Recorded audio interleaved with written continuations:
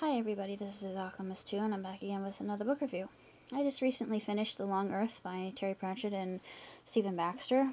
It's about these characters who realize that with this device called the Stepper that they can basically step into alternate worlds, alternate versions of Earth. And they have this one day called the Step Day where everybody just vanished.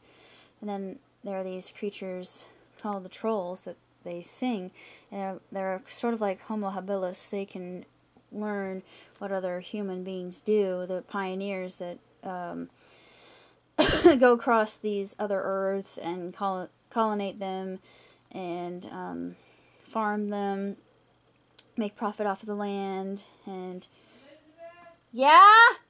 Can you hear me? Yeah!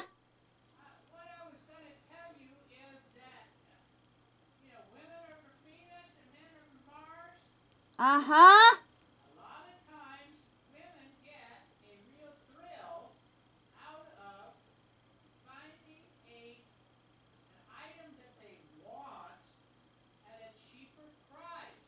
Yep. And I think maybe you'll enjoy the hunt. All right. Thank you. Thank you. You're welcome. Anyway, as I was saying, they find these creatures called the trolls, and they communicate by sound, but they're thrown off by loud noises and whatnot. And then you have these other creatures called elves, and elves are basically greys, and they also know how to step from earth to earth. And then there's a creature later on that Joshua comes in contact with. He and Sally and Laramont, and actually Laramont, he's a Tibetan, but he's also a dirigible, and it's very interesting that he's a sentient airship. That he calls the airship the Mark Twain, and he reveals as to why that is. And he's actually my favorite character. I really like him.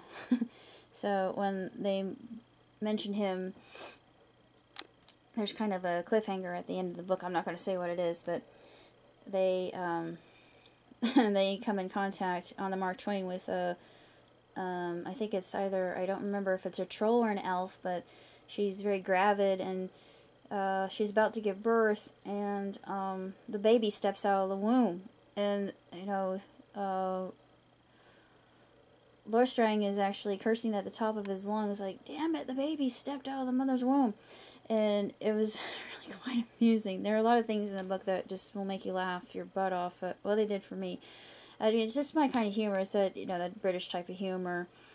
And I love the fact that Joshua, at the very beginning, he's singing "Pack Up Your Troubles in Your Old Kit Bag," and the trolls sing back to him. They're forming some kind of connection, and they find out that trolls, what they really do is form connections with others, and they ape others, so that's their methodology of learning.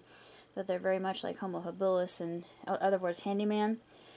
They can do things to a certain degree, but not to the extent of what humans can do.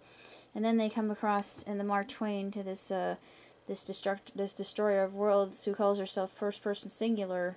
She lives within the gap. Actually, they found her very close to the gap where there are no earths at all, and they just kind of float in space for a while and not really know what's going on. And they realize, oh, there was an earth here, but it was probably destroyed due to some kind of catastrophic event. And isn't it interesting that we found this sentient being, this slug-like creature called first person singular, that is a destroyer of worlds, and coincidence? I think not.